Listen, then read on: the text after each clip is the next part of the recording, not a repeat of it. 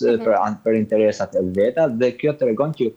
forca e Amerikës mbi Europën është shumë më e madhe se sa është. Kurse Europa tashmë duket si do të ketë një ushtim të vetën dhe biles këtë vit do të jenë hapat e parë konkret, pavarësisht se pas në tavolinën e diplomacisë ata kanë arritur të bëjnë marrëveshje të mëdha, por që nga Britania e Madhe deri në Turqi, pra në Anadollat ku sot janë vendosur edhe patriotë në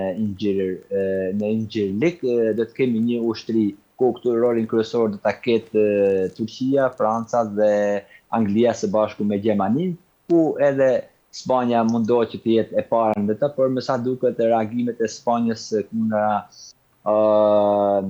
hegemonisë amerikane kanë dalë haptas, mund të lehet pak vendin e 5 apo të 6. E qartë. Në ditën e Kosovës, presidenti amerikan ka shkuar edhe më tepër duke deklaruar se SHBAT nuk kanë më nevojë për ndihmën e askujt pas suksesit ushtarak SHBAT ndaj Iranit. Mendon se tashmë politika amerikane ndoshta po shkon drejt izolimit apo nga ana tjetër kemi një dominim të njëanshëm global, do të quaj?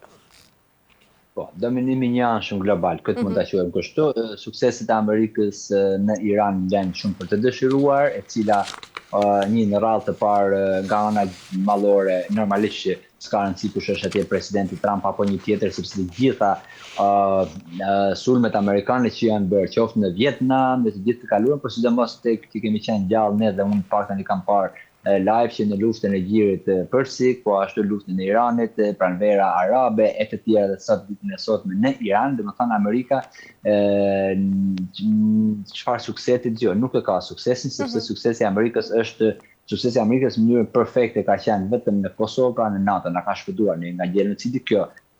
është për të lavdëruar dhe është i vetmi që ka arritur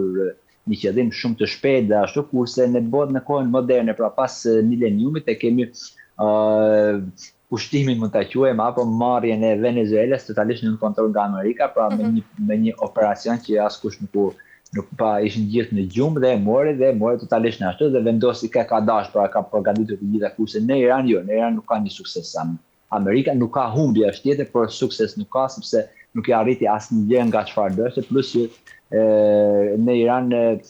totalisht Amerika ka bërë gabime fatale edhe geostrategjike, por nga ana mallore e saj vjen edhe një president tjetër mas i vitit, apo pa mbaruar biletë ky 4 vjeçari Trumpit, mund të vinë edhe një tjetër dhe i cili mund të ishim gabim për shembull nëse ju kujtohet edhe Bill Clinton apo edhe të tjerë që thoshin për Iranin, edhe Tony Blair i Anglisë atë patën qenë koalicion bashkë, nuk kishte Iraku nuk kishte bomba atomike, por ku vdiqte 1 milion njerëz atëherë, do të thonë se nuk ka sukses për Amerikën, por Amerika ka qëllime më të mëdha të cilat përdor të gjitha anët, por që të themi që nuk ka nevojë Amerika për Europën, jo, kjo është totalisht pamundur, sepse Amerika ka nevojë në Europës, qoftë nga ana e mentalitetit, e kulturës, e gjithë. Amerika ka vetëm teknologji, asnjë gjë tjetër. E dyta, gjithë bota hik në Europë dhe jo në Amerikë, këtë nuk duhet harruar. Kurse nga ana tjetër, po vetëm poshtur krenarinë e Europës është kjo, por para edhe kjo që zgjerimi i NATO-s nuk ishte para 15 vite, para 20 vite, por ishte fiks vitin e kaluar dhe para 2 viteve. Pra, tregon që Amerika ka një strategji krejtë ndryshe, por si thënë asaj që domethënë jemi shok, por sa më shumë që të marr nga xhepi jot që më mirë është të marr sa më shumë nga xhepi jot. Dhe forca e Amerikës është pamundur që të jetë pa Europën dhe lider të tjerë si puna e Trumpit që janë brenda sistemit amerikan, normalisht janë del më keq si puna e policisë, një polici keq, pra është sistemi amerikan, por jo se Amerika mund të heqë vize Europës dhe kjo është e pamundur, të paktën edhe për 2-3 dekada më radhë. Mirë Stokol për ta mbyllur, ndërkaq në një kohë kur rrjetet sociale po mbushën me teori konspirative, por sigurisht edhe lajme të pakonfirmuara se i përket kryeministrit izraelit Benjamin Netanyahu pra nëse është vrarë nga Irani apo jo. Sa reale ishe këto teori? Në fakt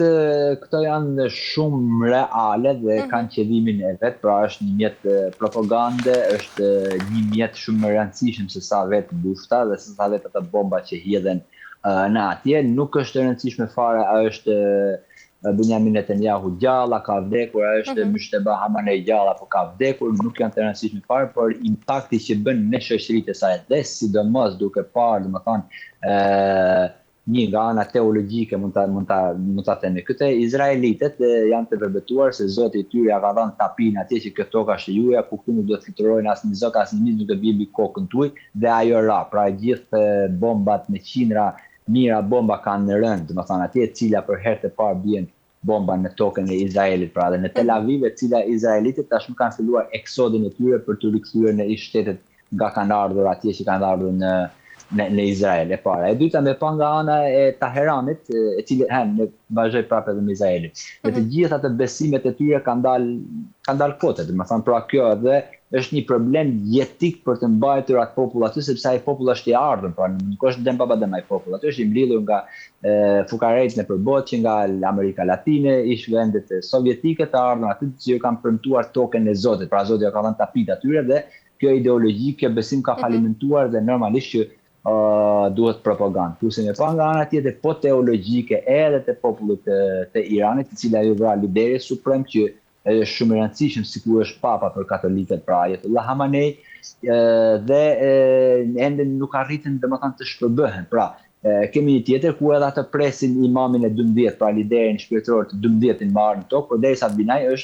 ishte Ayatollah Khamenei, tashmë i biri. Pra nga ana teologjike për të konsoliduar popujt e vet, pra për të mbajtur ngushtë njëri tjetrin, popullin, racet e ndryshme të tyre, sekteve të ndryshme të tyre, përdoren këto gjëra dhe këto unë shoh që janë totalisht vetëm për konsum të mbrëmshëm, qoftë në Izrael dhe qoftë në Iran, ku dihet domethënë propaganda e të dy anëve, që nuk mund të themi që kjo është e drejtë apo kjo s'është drejt, por me sa duket që goditjet që të papritshme dhe të as të parë në ëndra nga Izraelit që kanë ndodhur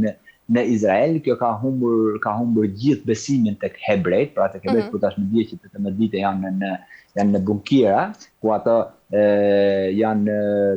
shumë ndryshe nga mendimet e tyre, edhe pse teologjia e tyre është shumë më gjakpirëse se sa ISIS-it, nëse ju kujtohet ISIS-it që ishin në Sirinë e dekadës së kaluar, përsëri edhe krimet më makabre që janë bërë ndonjëherë në historinë e njerëzimit në Gaza, po tashmë po ndodhin edhe në Beirut dhe rrethinat e tina. Këto duhet një propagandë për të tjetërsuar aktualitetin, për të hequr vëmendjen dhe për të ndaluar eksodin e hebrejve që përnisur nga Izraeli. Kjo duhet parë kështu edhe nga ana e Iranit, siç e thash pak më parë, a janë gjallë apo s'janë gjallë. Unë pak të ndeshje nuk kemi lidhje direkte me këto të dy vende, shoh që është thjesht një propagandë e për të dy anet, të cilat e përdorin dhe teknologjia dhe IT-ja, inteligjenca artificiale. Grisela është e ndoshta që ja mundson edhe më të lehtë për ta bërë këtë propagandë, e cila të shpërtarur keq, por këtë popull po vriten edhe po shkojnë mish për top për çfarë, për asnjë gjë. E qartë, mirë, Sokol, kemi arritur në fund, falenderoj për gjitha informacionet, ishte tepër kënaqësi. Faleminderit. Gjithashtu edhe për faleminderit. Mirë, shikues nderuar, kemi arritur në fund të këtij programi për ditën e sotme, bashkë do të jemi sërish nesër, deri atëherë mirupafshim.